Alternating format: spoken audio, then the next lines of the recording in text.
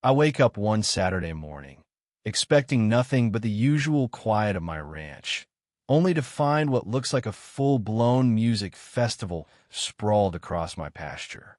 Hundreds of tents, RVs parked nose to tail, campfires flickering like some kind of neon invasion, 500 people, maybe more, trampling my grass like it's a public park. And there, standing on a wobbly picnic table, megaphone in hand, is Linda, the HOA president, hollering about her great community campout like she's leading a revolution. I'm standing there, coffee in hand, staring at my Lammy family's land, wondering who the hell invited these folks. Now, let me back up. My name's Tom, and I've been running this 200-acre spread in Willow Creek, Montana, since my dad passed it down to me, just like his dad did for him. It's not much, just good grazing land, a small herd of cattle, and a whole lot of history sunk into the soil. The fence posts out there, older than me, and twice as stubborn. On the east side of my property, though, things changed about 5 years ago when a shiny new subdivision popped up cookie-cutter houses, manicured lawns, and an HOA that thinks every blade of grass needs a rule book.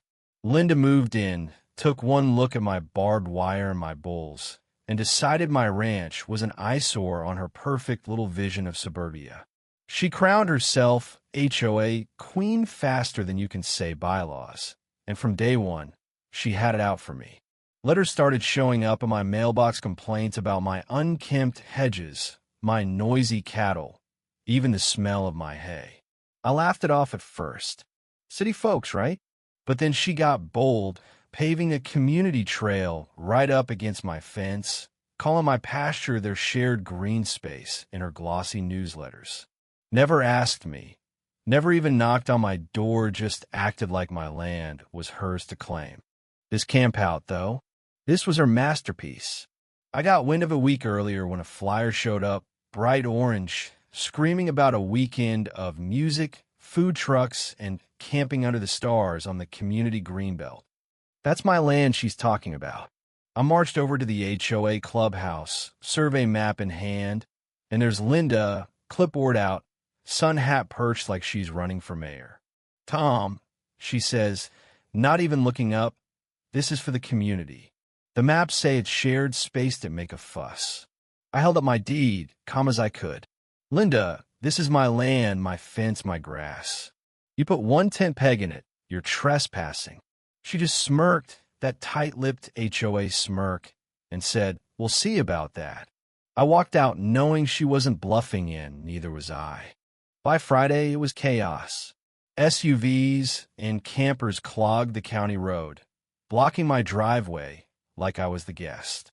Kids were ripping down my no trespassing signs, fire pits were scorching my pasture, and some guy in a neon vest HOA security, he called himself, had the nerve to tell me, "Sorry, buddy, campground's full. Park somewhere else." I leaned out my truck window, slow and clear. "You're standing in my driveway, son." He blinked, muttered something about checking with Linda, and jogged off. Then here comes Linda, megaphone blaring, strutting through the crowd like a general. "Don't mind the rancher, folks," she shouted. "He's just being difficult." The crowd cheered, cracking beers, toasting her like she was saving the world.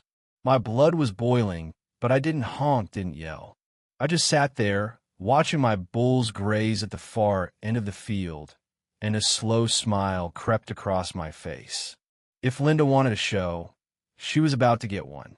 See, my dad taught me something growing up. You don't fight fools with fists or shouting matches, you fight them with the land itself. I've got 20 bulls, big as pickup trucks, black as coal, trained to follow my whistle and a feed bucket. They're gentle if you know them, but to a city slicker with a selfie stick, they're a walking nightmare, 2,000 pounds of muscle and horn. I wasn't about to call the sheriff and beg for help. That's not how we do things out here. Instead, I went home, pulled out my dad's old binder survey maps, deeds, livestock laws, and got to work. I typed up a formal notice of livestock movement, filed it with the sheriff, the county, even animal control. It said clear as day, Saturday at noon, I'd be moving my bulls across the pasture for routine grazing rotation. Perfectly legal, perfectly normal. Anyone on my land? Their safety was on them. I taped a copy to Linda's shiny SUV for good measure. Saturday morning, I'm up at dawn, sipping coffee, checking the herd with my buddies Mike and Jake, two wranglers who know my bulls like family. The camp out's still roaring music blaring, generators coughing, kids screaming like it's a carnival. Linda's on a stage, megaphone in hand, preaching about reclaiming the commons. I set up cones along the north gate, tied bright ribbons to mark the cattle trail, and parked my tractor for good measure. Noon hits, and I'm standing at the gate with Mike and Jake, the bulls lined up behind us, snorting softly, ready to move. Across the field, Linda spots me. "Don't you dare!" she yells through her megaphone, voice sharp as attack. I just smile, tip my hat, and unlatch the gate. Oh, I dare. When those bulls stepped out, it was like the earth itself decided to walk. Dust curled up, their hooves thumping like a slow drumbeat. To us, it was just another day calm, controlled, routine. But to those 500 campers, it was pandemonium. People screamed, tents collapsed, a food truck peeled out so fast it spilled tacos across the grass. Some guy's drone buzzed overhead, streaming the whole thing live. Linda's shouting, "Stand your ground." He's bluffing, but nobody's listening. One bull brushed a fancy golf cart, crunched it like a tin can. Alarm wailing, and the crowd lost it. "Call 911, someone shrieked. "They're gonna kill us." The sheriff rolled up, same deputy I'd called the night before. He takes one look at my bulls, calm as statues, and whistles. "Well, damn, Tom," he says, "that's one way to clear a crowd."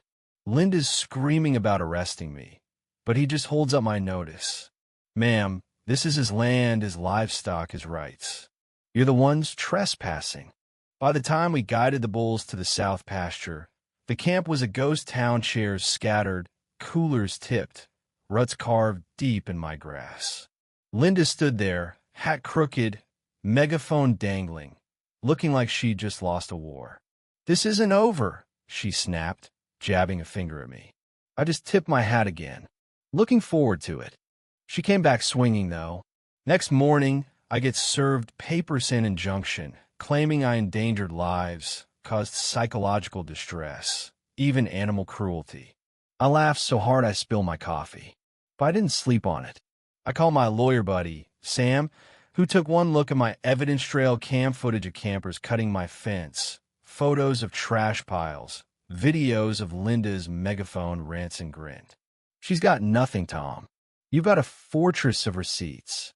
Sure enough, the county started sniffing around fire marshal, environmental folks, health inspectors, all tipped off by anonymous complaints. They didn't find a thing wrong with my ranch. Instead, they hit the HOA with citations for illegal fires, dumping gray water, unpermitted food trucks. Linda's dream festival was drowning in fines. Then came court. Linda's lawyers painted me as some rogue cowboy, waving shaky phone clips like it was a horror movie. Sam stood up, calm as a summer morning, and laid it all out. My deed, my notices, my footage, even tax liens I'd quietly bought on HOA land months earlier, giving me leverage over their green belt. The judge didn't blink. He tossed Linda's injunction, ordered the HOA to pay for fence repairs, pasture restoration, legal fees, the works. Oh, and those liens? Gave me a legal foothold on their precious common areas. Linda slumped in her chair, her red blazer looking more like a surrender flag. The fallout was beautiful. Neighbors turned on her, fed up with skyrocketing dues and county fines. At the next HOA meeting, they voted her out, her clipboard hitting the floor like a guillotine. The new president, an old guy named Walt, showed up at my gate, hat in hand. "Tom," he said, "we're done fighting. Let's fix this fence and move on." Over the next month, volunteers from the subdivision helped reseed my pasture, kids hammering fence posts alongside my Wranglers. For the first time in years, that fence wasn't a battle line, it was just a boundary, respected. Standing on my porch one evening, watching the sun sink behind the hills, my bulls grazing quiet in the distance, I felt at peace, hard won. Linda was gone, moved out of town, probably terrorizing some other HOA. The land was mine again, stronger for it. My dad used to say, "Don't shout when you can stack receipts." He was right. Patience, paperwork, and a few well-placed bulls can move mountains or at least 500 campers. So, here's my question for you. Where are you watching from? And have you ever had to stand your ground against someone like Linda? Drop a comment. Tell me your story, what's worth fighting for where you are. Because out here, boundaries aren't just lines on a map.